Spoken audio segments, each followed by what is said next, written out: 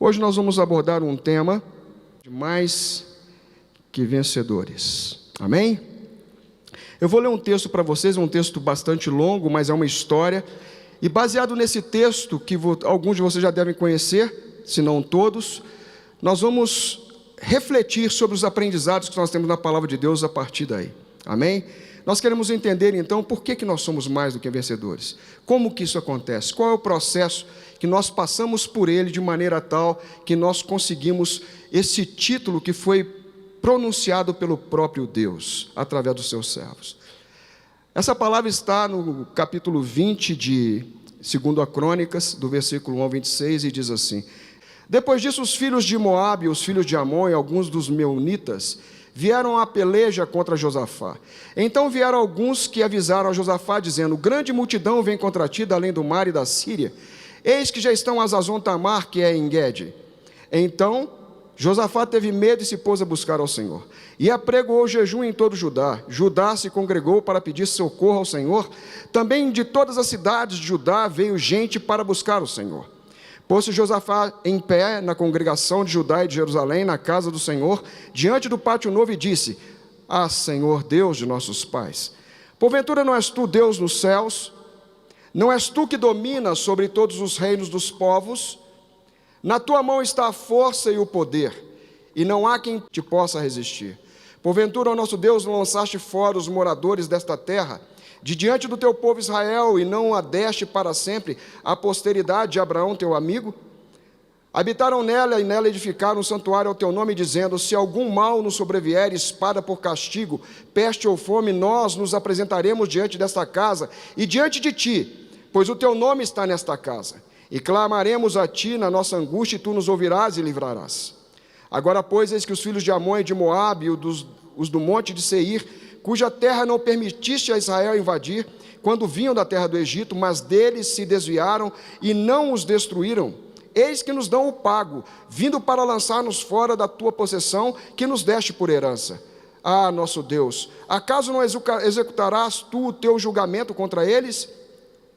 Porque em nós não há força para resistirmos a essa grande multidão que vem contra nós, e não sabemos o que fazer. Porém, os nossos olhos estão postos em ti. Todo Judá estava em pé diante do Senhor, como também as suas crianças, as suas mulheres e os seus filhos. Então veio o Espírito do Senhor no meio da congregação sobre Jaziel, filho de Zacarias, filho de Benaia, filho de Jeiel, filho de Matanias, levita dos filhos de Asaf, e disse: Dai ouvido todo Judá e vós, moradores de Jerusalém, e tu, ó rei Josafá, ao que vos diz o Senhor: Não temais nem vos assusteis por causa dessa grande multidão, pois a peleja não é vossa, mas de Deus. Amanhã descereis contra eles, e eis que sobem pela ladeira de Ziz. Encontrá-lo-eis no fim do vale, defronte ao deserto de Jeruel. Neste encontro não tereis que pelejar. Tomai posição, ficai parados, e vede o salvamento que o Senhor vos dará ao Judá e Jerusalém. Não temais nem vos assusteis, amanhã saí-lhes ao encontro, porque o Senhor é convosco. Então Josafá se prostrou com o rosto em terra, e todo Judá e os moradores de Jerusalém também se prostraram perante o Senhor e o adoraram. Dispuseram-se os levitas, os filhos dos coatitas e dos coreitas, para louvarem ao Senhor, Deus de Israel, em voz alta sobremaneira. Pela manhã cedo se levantaram e saíram ao deserto de Tecoa. Ao saírem eles, pôs-se Josafá em pé e disse: Ouvi-me, ó Judá, e vós, moradores de Jerusalém. Crede no Senhor vosso Deus, e estareis seguros. Crede nos seus profetas, e prosperareis. Aconselhou-se com o povo e ordenou cantores para o Senhor, que, vestidos de ornamentos sagrados e marchando à frente do exército, louvassem a Deus, dizendo: Rendei graças ao Senhor, porque a sua misericórdia dura para sempre. Tendo eles começado a cantar e a dar louvores, pôs o Senhor emboscadas contra os filhos de Amon, de Moabe e os da montanha de Seir, que vieram contra Judá e foram desbaratados. Porque os filhos de Amon e de Moabe se levantaram contra os moradores do monte Seir, para os destruir e exterminar. E tendo eles dado cabo dos moradores de Seir, ajudaram uns aos outros a destruir-se. Tendo Judá chegado ao alto que olha para o deserto, procurou ver a multidão, e eis que eram corpos mortos, que jaziam em terra, sem nenhum sobrevivente. Vieram Josafá e o seu povo para saquear os despojos, e acharam entre os cadáveres riquezas em abundância e objetos preciosos. Tomaram para si mais do que podiam levar, e 3 dias saquearam o despojo, porque era muito. Ao 4º dia, se ajuntaram no vale de bênção, onde louvaram o Senhor. Por isso chamaram aquele lugar Vale de Bênção, até o dia de hoje. Amém? Você pode aplaudir a palavra do Senhor? Mas é a palavra, amém? Aplauda a palavra. É uma revelação do que o Deus Todo-Poderoso faz. E Ele não mudou. Ele faz isso hoje. Amém, queridos? Eu quero apresentar para vocês algumas perspectivas da luta. Glória a Deus. Todos vocês passam por lutas ou somente eu? Passam por lutas? E como é que você vê as suas lutas? Quando você olha para a dificuldade, o que você vê? Você vê só a dificuldade? Ou você vê o Deus que está acima da dificuldade? Você vê as pessoas que estão envolvidas na dificuldade? Você vê os comentários que foram feitos contra você? Ou você ouve a voz de Deus sobre aquilo que Ele diz a respeito do que Ele pode fazer no meio da dificuldade? Todos nós passamos lutas e nós temos que entender a perspectiva da luta com outro olhar. Nós vamos falar sobre 4 perspectivas, mas eu quero falar primeiramente sobre a perspectiva da amplitude. Qual o tamanho dessa luta? Qual o tamanho desse problema? Muitas vezes nós estamos quietos no nosso canto, como diz aqui em 2 Crônicas 21:2 e 10:11, diz: depois disso os filhos de Moabe, os filhos de Amon e alguns da montanha dos Meunitas vieram à peleja contra Josafá. Então vieram alguns e avisaram Josafá, dizendo: grande multidão vem contra ti da além do mar e da Síria. Eis que já estão ali, em Azazon Tamar, que é em Guede, estão na vizinhança, estão aqui pertinho. Agora, pois, eis que os filhos de Amon e de Moabe da montanha de Seir, cujas terras Deus não permitiu que Israel invadisse, quando vieram da terra do Egito, eles passaram de largo, eles desviaram, eles não o destruíram, mas agora eles estão dando o pago, estão dando o troco, pelo que nós não fizemos, vindo para nos lançar fora da terra de possessão. Queridos, eu quero dizer o seguinte, que notícia ruim corre rápido. Poderia dizer que apenas a tribo de Moabe vinha contra Israel, é 1 contra 1. Amém? Ah, Deus, um problema só eu enfrento. Não, mas era Moabe, Amon e os da montanha de Seir, juntaram 3 contra 1. Pai, não é possível, é muito problema para uma pessoa só. Vem problema de saúde, vem problema financeiro, vem problema judicial, vem problema de uma causa que fica presa na justiça, vem problemas com os parentes, vem problema do divórcio, vem problema do desentendimento entre casal, vem problema com os filhos, vem problema de droga, é muito problema e vem tudo de uma vez. E gente para dar notícia ruim, sempre tem. O texto está dizendo que foram correndo contar para ele: olha, está vindo aí, é muita gente, é muito problema, está todo mundo junto contra você, e já estão ali, ó. É aquele que chega na porta da tua casa e fala: o cobrador está na esquina de baixo e a próxima casa é a tua. Ninguém aqui paga boleto, né? Aleluia, então esqueçam esse exemplo. Na visão do homem, querido, nós temos a tendência de ampliar o problema e dar uma dimensão que é além das nossas forças. Normalmente nós vamos dizer assim: estou cansado, não aguento mais, estou para chutar o pau da barraca, não quero mais saber, não aguento mais caminhar. Depois que eu converti e aceitei Jesus, eu só enfrento luta, parece que piorou tudo. Muitas pessoas sentem isso, porque de fato quando você é tirado do império das trevas e transportado para o reino do Filho do seu amor, aquele que outrora foi seu dono, ele quer te tomar de volta a qualquer custo. E tudo que ele faz é nos dar a dimensão errada daquilo que de fato está na nossa frente.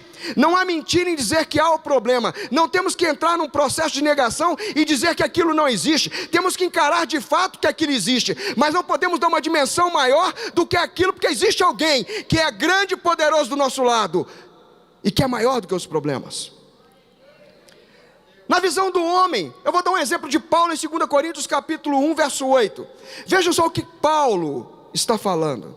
Porque não queremos, irmãos, que ignoreis a natureza da tribulação que nos sobreveio na Ásia, porquanto foi acima das nossas forças, a ponto de desesperarmos da própria vida.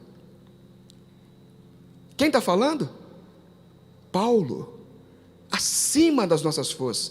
Mas veja o que o Espírito Santo, essa é a visão do homem, mas na visão de Deus, o próprio Deus fez com que Paulo também escrevesse. Prestem atenção: não vos sobreveio tentação que não fosse humana. Deus não manda provação sobrenatural para você, querido, ela é humana. Mas Deus é fiel e não permitirá. Quem que não permitirá? Que sejais tentados ou provados além das vossas forças. Pelo contrário, juntamente com a tentação ou com a prova ou com a dificuldade, vos proverá livramento, de sorte que a possais suportar. Querido, você aguenta. É a primeira novidade que eu quero te contar. Deus não manda nada além do que você pode suportar. Deus é justo, Deus é fiel, Deus tem equilíbrio. E a palavra dele já nos responde dizendo: há uma visão de Deus em todo problema. E eu preciso entender a perspectiva de Deus quando eu enfrento dificuldades. 2 Coríntios 4,17 diz: porque a nossa leve e momentânea tribulação traz ou produz para nós eterno peso de glória acima de toda comparação. Mas não é o mesmo homem que tinha dito que tinha passado por uma prova que estava além das suas forças, que quase desanimaram da vida? Quantas vezes nós, enfrentando as nossas dificuldades, chega para o seu cônjuge e diz: eu não estou aguentando mais, amor, está muito difícil, vamos parar por aqui. Ou os filhos estão tendo dificuldade, você também aconselha, e chega uma hora, parece que tudo que você faz não tem jeito, e você pensa que você é inútil, que você é incompetente, que você é despreparado, é incapaz, e que aquilo está além do que você poderia fazer. Ou você está atravessando uma prova, você perdeu o emprego, apesar de ser uma pessoa competente, estudada, e não consegue se reposicionar, e dá a impressão que aquilo que seria fácil, porque todo mundo dizia para você: não, fica tranquilo, rapidinho você vai estar lá de novo. E passa 1 mês, 2 meses, 3 meses, e vira ano, e vira anos, e aquilo não acontece, e você começa a olhar para o problema com uma outra perspectiva. Será que Deus está fora do problema? Ou será que nós damos uma amplitude maior do que é necessário para o problema? Existe um fato comum entre o sucesso e o insucesso. Quem me ajuda? O que é? Existe um fato comum, um ponto comum entre o sucesso e o insucesso. Eu vou dizer para vocês: nenhum dos dois dura para sempre. Nenhum dos dois dura para sempre. Você pode estar em pleno sucesso, em plena bênção, e seguidamente ser provado na sua fé, e tudo virá de cabeça para baixo, mas Deus não sai do lugar que Ele está, Ele continua no mesmo lugar. E você pode estar no meio de uma provação terrível, tremenda, absurda, que parece que não tem fim, e simplesmente Deus fala: chega, e ela estanca, ela para, e o livramento se mostra para você de uma maneira extraordinária. Nenhum dos dois dura para sempre. Só Deus é eterno. O segundo ponto que eu quero que vocês avaliem é o momento e a origem dessas provas. Esse texto permitiria a gente fazer N tipos de pregação. Dá para fazer pregação um ano todo só em cima desses 26 versículos. Creiam vocês. Mas o que eu quero trazer para vocês é uma perspectiva diferente quando nós olhamos para as nossas dificuldades e nós entendemos que muitas vezes nós damos uma amplitude, uma dimensão inadequada para aquilo que nós estamos passando, porque nós passamos a olhar e focar o problema e esquecemos de olhar para Deus. Quem é maior? Quem é maior? Quando você trabalha numa empresa, um gestor, um diretor, um coordenador, uma pessoa que estiver encarregada de uma liderança de equipe de um projeto, ele vai querer colocar na sua equipe pessoas que são levantadoras de problema ou pessoas que são arranjadoras de soluções. O que vocês acham? Você é o diretor da empresa, você é o líder, o que você escolheria para a sua equipe? Uma pessoa que traz soluções ou uma pessoa que só identifica problemas? O que você faria? Eu quero dizer para você que o nosso Deus é um Deus de soluções, e Ele está do nosso lado. Quando nós olhamos a amplitude do problema sem olhar a perspectiva de Deus, nós começamos a sentir dor no coração, taquicardia, aflição, falta de ar, e chora num canto, chora do outro, ajoelha para lá, não sabe o que fala. Você fala: Deus tem misericórdia de mim, Deus tem pena de mim, Deus tem misericórdia de mim, Deus tem pena de mim, e essa oração não sai disso e vira uma reza. Mas o Senhor quer dizer para você que Ele quer abrir os seus olhos, para que você não olhe na perspectiva do homem, apesar de ser homem, apesar de homem no sentido genérico, homem e mulher, mas que você olhe na perspectiva de Deus, porque o Espírito Santo mora dentro de você, e já te capacitou a olhar com os olhos de Deus. E a Bíblia diz que esta é a vitória que vence o mundo, a nossa fé. Ela está plantada em você, ela tem o DNA de Deus em você. Mas quando eu falo do momento e da origem, os problemas podem surgir de lugares que nós nem pensamos.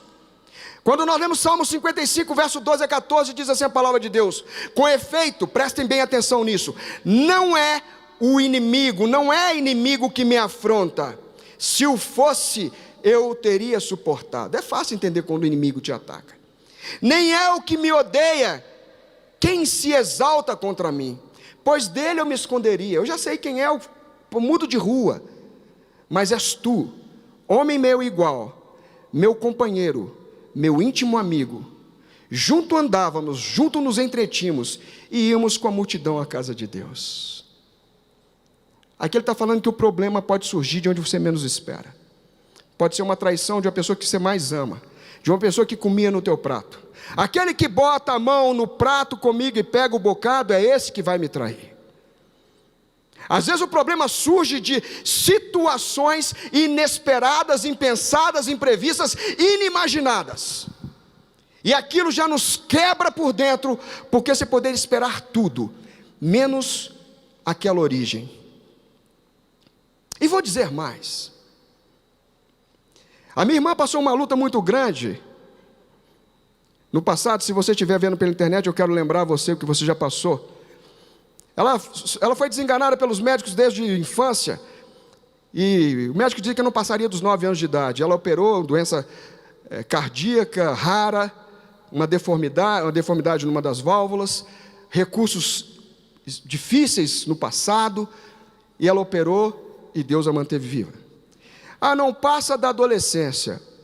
Operou, entrei para visitá-la, fui a última a visitá-la antes da operação, e perguntei: como é que você está? Ela falou: estou tranquila, que é o seu Deus que eu sirvo.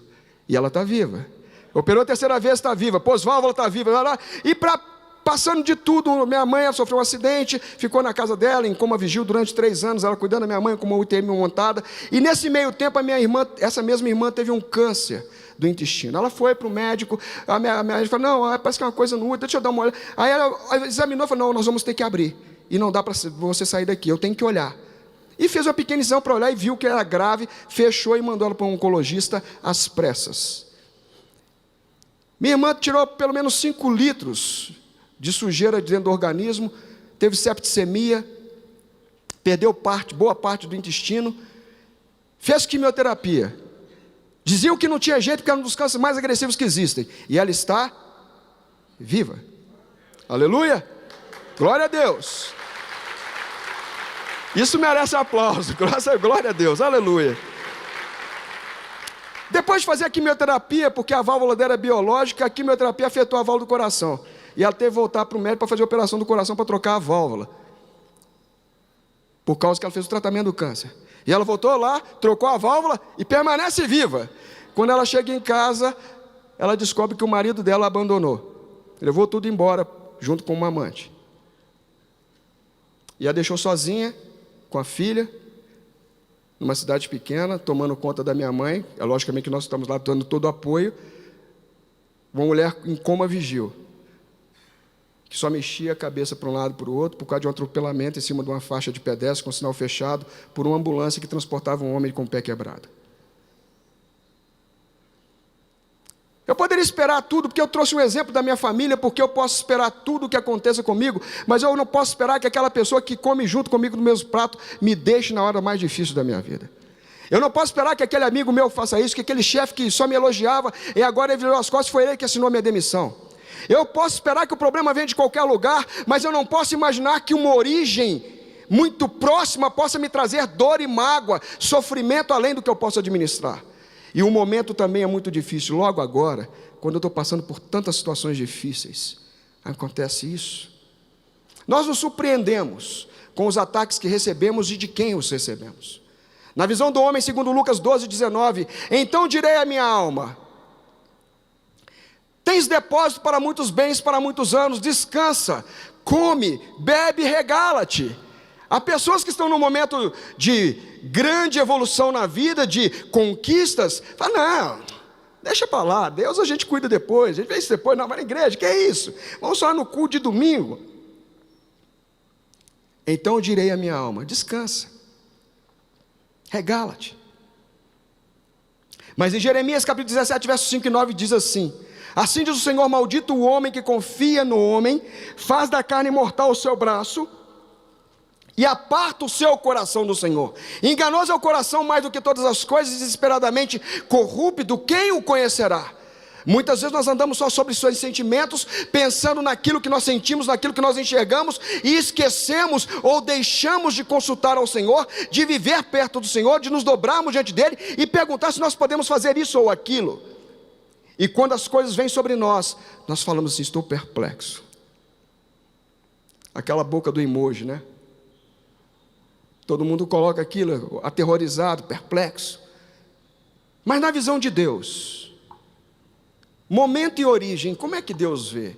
E Deus pergunta assim, em Tiago 4:1, de onde procedem guerras e contendas que há entre vós? De onde senão dos prazeres que militam na vossa carne? Alô? Acho que eu vou ler de novo. De onde procedem guerras e contendas que há entre vós? De onde senão dos prazeres que militam na vossa carne? Deus está dizendo o seguinte, muitos dos problemas que você está vivendo é você mesmo que cria. Nenhum glória a Deus? Amém. Obrigado pelo apoio moral, irmão. Aleluia. Deus te recompensa. Quando a palavra é liberada, o Senhor está falando, eu não estou falando para te envergonhar. Eu estou falando para que você reflita. Para que você dê a dimensão correta do problema que você está enfrentando e entenda por que ele está se apresentando. É óbvio que isso aqui não é a regra geral, não é para todo mundo. É óbvio que há problemas que são exógenos, que vêm de fora da casa. Mas há problemas que nascem do lado de dentro. E nós os colocamos para fora e contaminamos o ambiente. Mateus 26:41 diz, vigiai e orai para que não entreis em tentação. O espírito na verdade está pronto, mas a carne é fraca. Ah, Deus, como é que eu faço então para evitar essas guerras? Vigia. 1 Coríntios 10, de 11 a 12, essas coisas lhe sobrevieram como exemplos e foram escritas para advertência nossa, de nós outros, sobre quem os fins dos séculos têm chegado. Aquele, pois, que pensa estar em pé, veja para que não caia. Significa que qualquer um pode passar prova. Até aquele que está de pé, que tem consciência que está bem. Mateus 7, 24, 25, todo aquele, pois, que ouve as minhas palavras, prestem atenção, e as pratica, será comparado a um homem prudente que edificou a sua casa sobre a rocha, caiu a chuva, transbordaram os rios, sopraram os ventos, e deram com ímpeto sobre aquela casa, que não caiu, porque fora edificada sobre a rocha. Por que a casa não caiu? Por que a casa não caiu? Porque a pessoa ouviu a palavra e a praticou.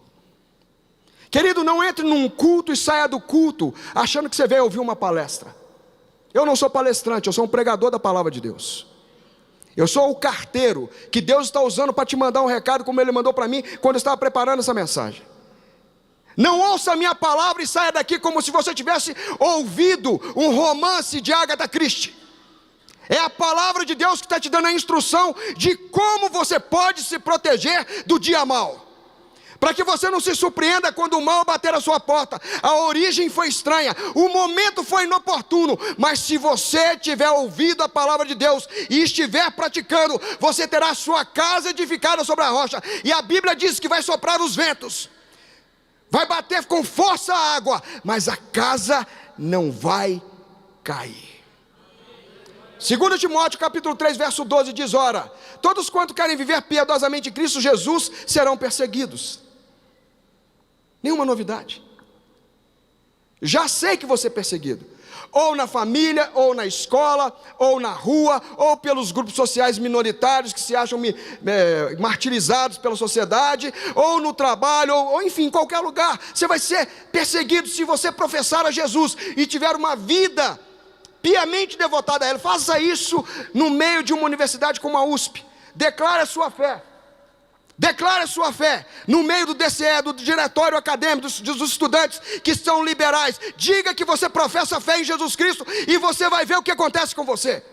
Esse é o país laico que nós vivemos. Esse é o país laico em que nós vivemos, onde eles podem fazer de tudo e nós não podemos abrir a boca e dizer: eu amo ao Senhor, porque se eu fizer, eu serei perseguido. É a palavra que está te dizendo isso, não sou eu. Já está escrito, já estava avisado. Paulo estava para morrer quando escreveu isso. 1 Tessalonicenses 3, 2-3 diz: enviamos Timóteo, nosso irmão, ministro de Deus no Evangelho de Cristo, para vos fortalecer, vos exortar através da vossa fé, acerca da vossa fé, para que ninguém seja abalado por essas tribulações, porque vós mesmos sabeis que para isso fostes destinados. Nós fomos destinados a ser provados, para que a prova da nossa fé glorifique o Senhor. É a prova da nossa fé que glorifica o nosso Deus. Se eu me esquivo da prova, eu estou dizendo, eu não estou querendo dar um ingrediente que vai redundar em louvor para a glória de Deus. Mas quais são os resultados? Parte 3, que são produzidos em nós. Será que o sofrimento só traz dor, só traz lamúria? Quais são os resultados produzidos em nós? Pelo menos 4 resultados: fé, perseverança, maturidade e posicionamento. Falando de fé, a palavra de Deus diz, 1 Pedro capítulo 1, versos 6 e 7: nisto exultais, embora no presente, por breve tempo, momentânea tribulação, será necessário que sejais contristados por várias provações. Será necessário, ou se necessário, sejais contristados por várias provações. Para que propósito? Uma vez confirmado o valor da vossa fé, muito mais preciosa do que o ouro perecível, mesmo apurado por fogo, redunde em louvor, glória e honra na revelação de Jesus Cristo. Quando você é provado e você fica firme na fé, o resultado dessa prova é louvor, glória e honra a Jesus Cristo. A Bíblia diz em Hebreus 11:6: de fato, com verdade, sem fé é impossível agradar a Deus, porque é necessário que aquele que se aproxima de Deus creia que Ele existe e que Ele é galardoador, Ele é presenteador daqueles que o buscam. E quando eu entendo que eu estou passando uma prova, não importa o tamanho, o momento, a amplitude que eu dei, quando eu vou para o meu quarto, como diz Mateus 6,6, dobro o meu joelho em secreto e clamo a esse Deus que é um Deus de soluções, que Ele é maior do que o problema, e me inclino diante dEle com fé e o procuro. A Bíblia diz que Ele é presenteador daqueles que te buscam, aqueles que o buscam. E muitas vezes nós vamos buscar ajuda em todo lugar, menos no quarto, com as portas fechadas e ajoelhados. É prova que nós temos recompensa sim. 1 Coríntios 15:58. Portanto, meus amados irmãos, sede firmes, inabaláveis e sempre abundantes na obra do Senhor, sabendo que no Senhor o vosso trabalho não é vão. 2 Crônicas 15:7. Mas sede fortes e não desfaleça as vossas mãos, porque a vossa obra terá recompensa. Deus não deixa você passar a provação em vão. Nada que Deus permite na tua vida é simplesmente por acaso, porque Ele não tinha o que fazer. Fala, bota o número 65 na prova lá. Bota o 73 também. Você não é um número para Deus. Você é filho. Você foi resgatado pelo sangue precioso de Jesus Cristo. Ele mandou seu filho para representar para cada um de nós o que é amar alguém de tal maneira, para nos dar a permissão, o direito de crer nele e sermos feitos filhos de Deus, para termos direito à vida eterna. A Bíblia diz, esse versículo não está ali, mas eu vou citar para vocês, Romanos 8:32, ora, aquele pois que nem mesmo a seu próprio filho poupou, antes o entregou por nós, como não nos daria graciosamente, juntamente com Ele, com Jesus Cristo, todas as outras coisas? Aquele que entregou Jesus, que era a maior preciosidade que Deus tinha com Ele, Ele vai te negar um emprego? Ele vai te negar uma cura? Ele vai te negar um propósito que você está empenhado nele, associado ao coração dEle, à vontade dEle? Nós podemos sim discutir o tempo, porque o tempo também é dele. E podemos discutir o modo, porque o modo também é dele. Mas a Bíblia diz em Eclesiastes 8, 5 e 6, que o sábio, ele pode discernir, ele sabe discernir o tempo e o modo, porque para toda obra debaixo dos céus, há tempo e modo. Deus não tem apenas o tempo para fazer, mas ele tem a maneira de fazer. E a maneira dele fazer, nem sempre nós compreendemos. O segundo resultado que se apresenta é perseverança. Pastor, como é que a perseverança se manifesta no meio da crise? Assim, Tiago 1, 2, 4. Meus irmãos, isso tem que escutar bem, hein? Quem está dormindo acorde. Tende por motivo de toda alegria o passardes por várias provações. Meus irmãos, tende por motivo de toda alegria o passardes por várias provações, sabendo que a provação da vossa fé, uma vez confirmada, produz perseverança. Ora, a perseverança deve ter ação completa, para que sejais perfeitos e íntegros, em nada deficientes. Vou tentar explicar o que esse versículo diz.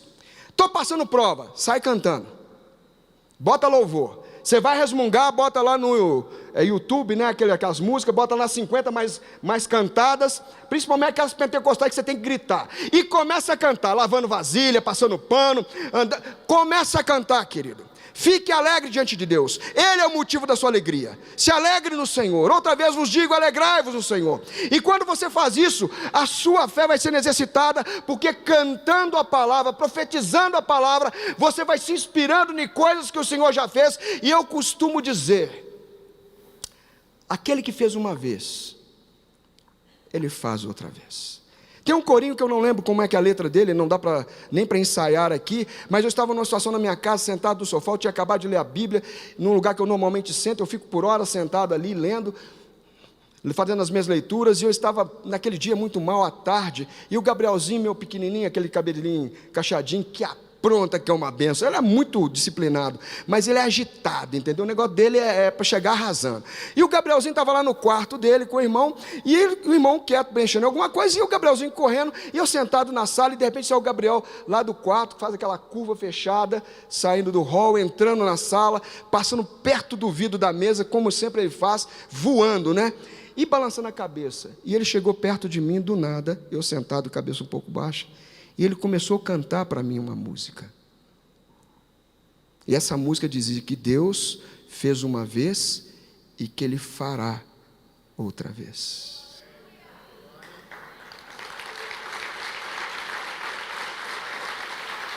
Quando minha mulher estava grávida e não sabia que estava grávida, fomos fazer um ultrassom já com 3 meses, para você ver como é que a coisa lá em casa acontece, é tudo na base da surpresa. Eu vi a imagem, eu não falei nome para ninguém, nem para Caroline.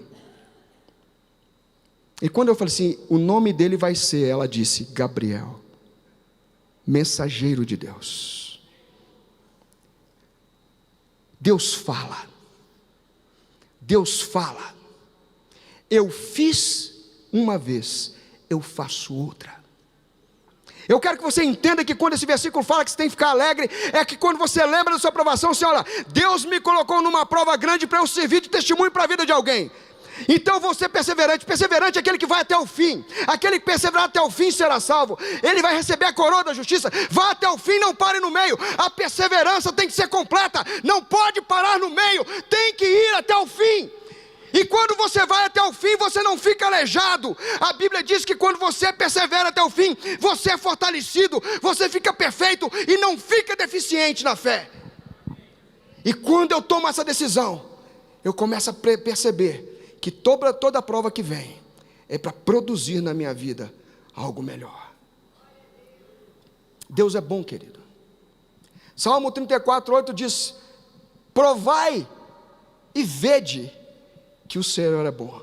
Se é que vocês já provaram, provai e vede que o Senhor é bom. Deus dá boas dádivas aos seus filhos. E quando vem a prova, nós temos que entender que Deus está conosco, que Ele não nos abandonou. Nessa luta vocês não vão ter que pelejar. Lembre do texto, nessa luta vocês não vão ter que pelejar. Fique quieto, fique parado e olhe o livramento que Deus vos dará. Ficar parado não é ficar inerte, não é ficar impassível. Tem diferença, eu vou explicar isso para vocês. Mas quando Josafá, eu vou falar um pouco aqui mais à frente, quando ele teve medo, ele foi orar. E quando nós clamamos a Deus, eu quero dizer para você, querido, Deus ouve as orações. Bendito seja Deus, que não nos rejeita a oração e nem afasta de nós a sua graça. O Espírito Santo antes vinha de fora sobre um profeta, agora ele está dentro. Ele vem de dentro para fora e ele fala. Ele diz para você: eu vou agir, eu vou fazer, não tenha medo. E o Espírito veio no meio da congregação e disse: eu vou fazer, e vocês não vão ter que levantar os dedos. Romanos 5, 3 e 5 diz: e não somente isto, mas também nos gloriamos nas próprias tribulações, sabendo que a tribulação produz perseverança. Aqui a coisa vai ficar cumprida. E a perseverança produz experiência, e a experiência produz esperança. Olha que cadeia produtiva maravilhosa. Ora, a esperança não confunde, porque o amor de Deus é derramado em nosso coração pelo Espírito Santo que nos foi outorgado, que nos foi dado. Aquele que colocou o Espírito Santo dentro de você, que derramou o amor dentro de você, ele está vendo o que você está passando. Ele quer produzir em você alguma coisa maior. Entenda isso. É uma caminhada onde nós desenvolvemos a nossa salvação. Em Hebreus 10, 36 diz: com efeito, tendes necessidade de perseverança, para que, havendo feito a vontade de Deus, alcanceis a promessa. Queridos, nós temos que ser perseverantes para primeiro fazer o que Deus quer. Agrada-te do Senhor, primeiro, e Ele satisfará os desejos do seu coração. O terceiro ponto é maturidade. Desejai ardentemente, como crianças recém-nascidas, o genuíno leite espiritual, para que por ele vá descrescendo e vos seja dado o crescimento, para a salvação. Hebreus 5, 13 e 14. Ora, todo aquele que se alimenta de leite é inexperiente na palavra, ainda é criança, é experiente na justiça. Mas o alimento sólido é para os adultos, para aqueles que pela prática de quê? Da perseverança, tem as suas faculdades exercitadas ao quê? A ter esperança, a ter experiência, por causa das provas, exercitadas para discernir, não somente o bem, mas também o mal. Quando eu amadureço no caminho, eu começo a olhar para a situação e falo: já sei no que vai dar, melhor é o fim das coisas que o princípio delas. Já sei no que vai dar, Deus está no negócio, vamos ficar firme, vamos ficar em oração, vamos jejuar, vamos buscar a Deus e Deus vai operar. 1 Coríntios 13, 11 diz: quando eu era menino, falava como menino, sentia como menino, pensava como menino, mas cheguei a ser homem. Quando cheguei a ser homem, desisti das coisas próprias de menino. Quantas vezes nós somos infantis na nossa fé e agimos como meninos, e Deus está querendo nos conduzir através das provas para a maturidade. Deus não quer fazer você regredir, querido. Deus te leva para o progresso. A Bíblia diz que Jesus Cristo todos os dias Ele nos conduz em triunfo, Ele nos conduz para frente. Tanto é que Ele disse em João 15, 16: vós não me escolhestes a mim. E eu entendo que Jesus é sábio, que Ele não faz escolha errada. Se Ele fosse um recrutador de um setor de RH e Ele te escolhesse, como é que se sentiria? Eu me sentiria lisonjeado. Falei: nossa, será que foi por causa do meu currículo? Nesse caso não. Fui eu que escolhi você, não foi você que me escolheu. Antes de você fazer a escolha, a decisão por mim, eu te escolhi. E eu não só te escolhi, mas eu te designei. Eu estabeleci um propósito na sua vida e te nomeei. Você é o cara, você é a pessoa que vai fazer. E eu estou dizendo que você vai fazer, e você vai frutificar muito, e o vosso fruto vai permanecer. A proposta de Deus não é para que você dê fruto para jogar fora, mas é que você seja uma árvore de vida e que seu fruto alimente outra pessoa. O quarto ponto é posicionamento. Diante do medo, primeiro posicionamento, diante do medo e das incertezas. Segundo Crônicas 23 diz: então Josafá teve medo e se pôs a buscar ao Senhor. Glória a Deus, ele tomou a decisão certa. Você está com medo? Você sente medo? Você está com incertezas no coração? Coloque-se a buscar o Senhor. Essa atitude vai gerar confiança. Salmo 56, 3 e 4 diz: em me vindo o medo, em me vindo o temor, eu hei de confiar em ti. Em Deus cuja palavra eu exalto, neste Deus eu ponho a minha confiança e nada temerei. Quem me pode fazer um mortal? Salmo 57, de 1 a 3: tem misericórdia de mim, ó Deus, tem misericórdia, pois em ti a minha alma se refugia. Eu estou confiando na sua palavra, no Senhor que eu estou me refugiando. À sombra das tuas asas eu me abrigo. Eu oro todo dia à noite, até que passem as calamidades. Clamarei ao Deus do Altíssimo, ao Deus que por mim tudo executa. Ele dos céus me envia o seu auxílio e me livra. Cobre de vergonha os que me ferem. Envia a sua misericórdia, a sua fidelidade. Isaías 26, 3 e 4 diz assim: tu, Senhor, conservarás em perfeita paz aquele cujo propósito é firme, porque confia em ti. Confiai no Senhor perpetuamente, porque o Senhor é Deus. Nosso Deus é uma rocha eterna. O segundo posicionamento que nós devemos ter diante do povo, diante da nossa família e daqueles que nós lideramos: ele apregou o jejum, como é de 2 Crônicas 23 e 4, para todo Judá, congregou todo o povo para pedir socorro ao Senhor, de todas as cidades. Chama a sua família para orar, querida. Está com dificuldade? Chama o marido, chama o filho, chama o vizinho, chama o enteado, chama o parente, chama o irmão de fé, faz um café, come o bolo depois, mas chama para orar. Para de murmurar, para de se juntar com pessoa que reclama, e chama o povo para orar. Vamos para o monte, vamos para a vigília, vamos para sábado de jejum e oração, vamos nos reunir para orar. Essa é a atitude que Deus espera de nós. O povo de Deus precisa de um posicionamento. Esse posicionamento traz direção e liderança, porque você está procurando direção e Deus está dizendo para você: eu quero que você lidere, eu quero que você aponte direções, e você mesmo está pedindo direção para Deus. Salmo 105, 4 diz: buscai ao Senhor e o seu poder, buscai-me perpetuamente a sua presença. Jeremias 29, 12 a 14a diz: então me invocareis, passareis a orar a mim, e eu vos ouvirei. Olha que promessa maravilhosa. Ele está garantindo que vai te ouvir. Buscar-me-eis e me achareis, se me buscardes de todo o vosso coração, e serei achado de vós, e farei mudar a vossa sorte. Aplauda a palavra, querido. Essa palavra está sendo liberada para você. Tome posse dela. Tome posse dela. Diga: Deus, o Senhor falou que é para orar, e que o Senhor vai me ouvir, que o Senhor vai se deixar ser achado, e que o Senhor vai mudar a minha história, o Senhor vai mudar a minha sorte. Eu creio nessa promessa. Se a tua mulher ainda não crê, ajude ela a crer. Se o teu filho não crê, ajude ele a crer. Mas chame para oração. Deus te chamou para dar liderança. Ele diz, Isaías 55, 6: buscai ao Senhor enquanto se pode achar, invocai-o enquanto ele está perto. O terceiro posicionamento diante da palavra de Deus, 2 Crônicas 20, 14 e 15: então veio o Espírito do Senhor no meio da congregação e disse: dai ouvidos, prestem atenção, dai ouvidos, todos vocês, todos nós, Judá, Jerusalém, e tu, ó rei Josafá, ao que vos diz o Senhor: não temais nem vos assusteis por causa dessa grande multidão, pois a peleja não é vossa, mas de Deus. Quem luta é o Senhor. Quem luta é o Senhor. Se ele vai usar o médico na operação, se ele vai usar o advogado, se ele vai usar o seu chefe, se ele vai usar o vizinho, se ele vai usar um cavalo, uma mula, não importa, o modo de agir é dele, mas a luta é do Senhor. Diante da palavra de Deus, o meu posicionamento tem que ser de submissão à palavra, de obediência à palavra e de adoração à palavra. 2 Crônicas capítulo 20, 22 diz assim, ao 22: ouvi-me todo o povo e crede no Senhor vosso Deus. Creia na palavra que está sendo liberada e estareis seguros. Creia nessa palavra de todo o coração e você vai ficar firme. Crede nos seus profetas. Hoje eu faço o papel de um profeta, como Daniel, a pastora Mariana e outros têm feito aqui em cima desse púlpito. Crê nos seus profetas e prosperareis. Aconselhou-se com o povo e ordenou cantores para o Senhor. Eu vou adorar. Se ele falou que a luta é dele, que eu não tenho que fazer nada, que eu tenho que ficar quieto e parado. Quieto não significa inerte, impassível. Eu não vou entrar para brigar com a espada, mas eu vou me posicionar diante dele.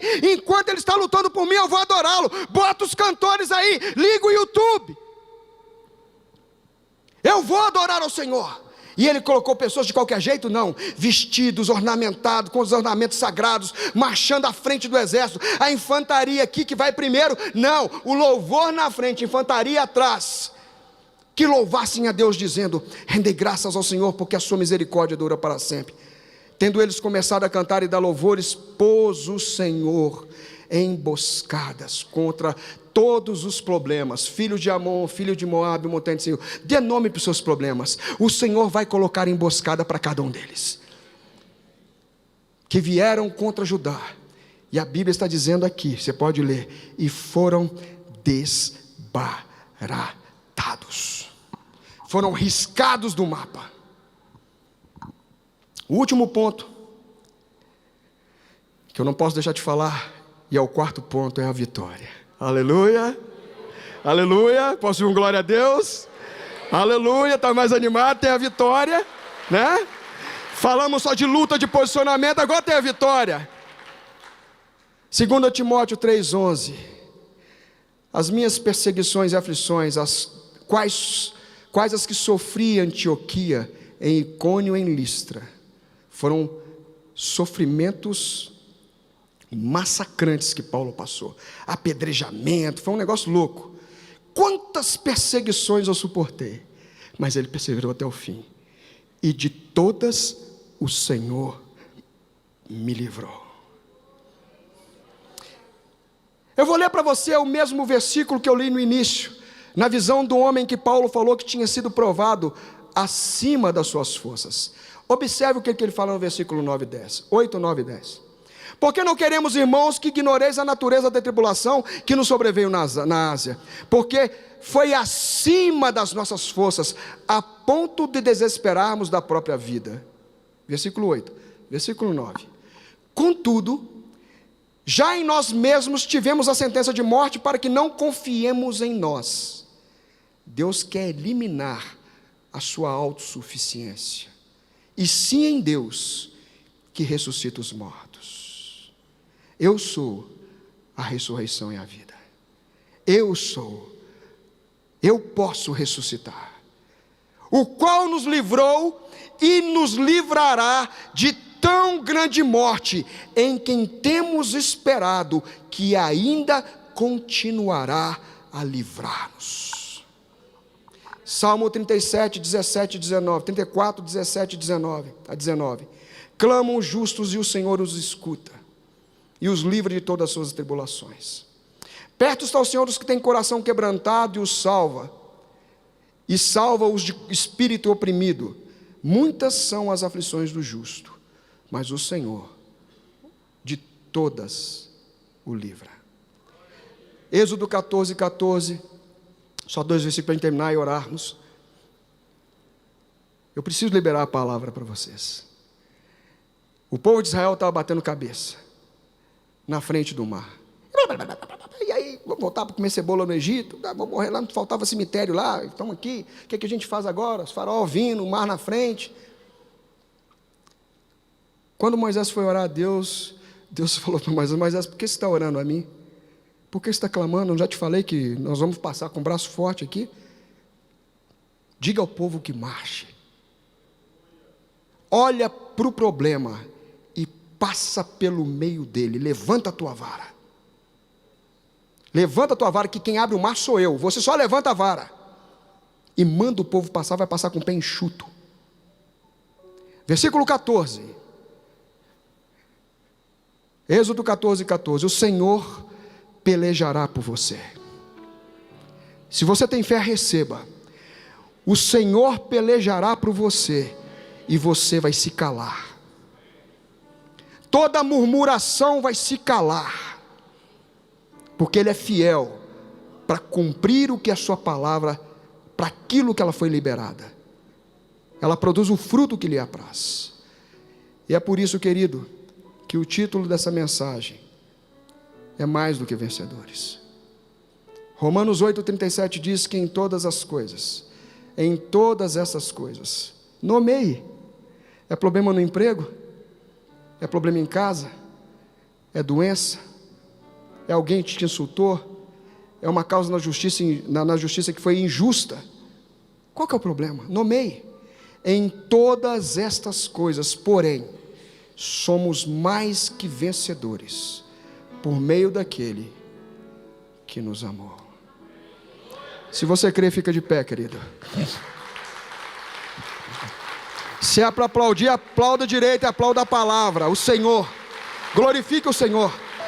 Isto é colocar louvor na frente do exército. Amém? Aplauda o Senhor. Glória a Deus. Que Ele seja adorado. Que Ele seja adorado. Que o amor de Deus, o nosso Pai, que a graça consoladora do Senhor Jesus Cristo, que a comunhão do Senhor Espírito Santo que habita em nós, que nos conduz em justiça, que nos conduz por todo lugar, iluminando os nossos pés, seja com todos vocês agora e sempre, no nome de Jesus.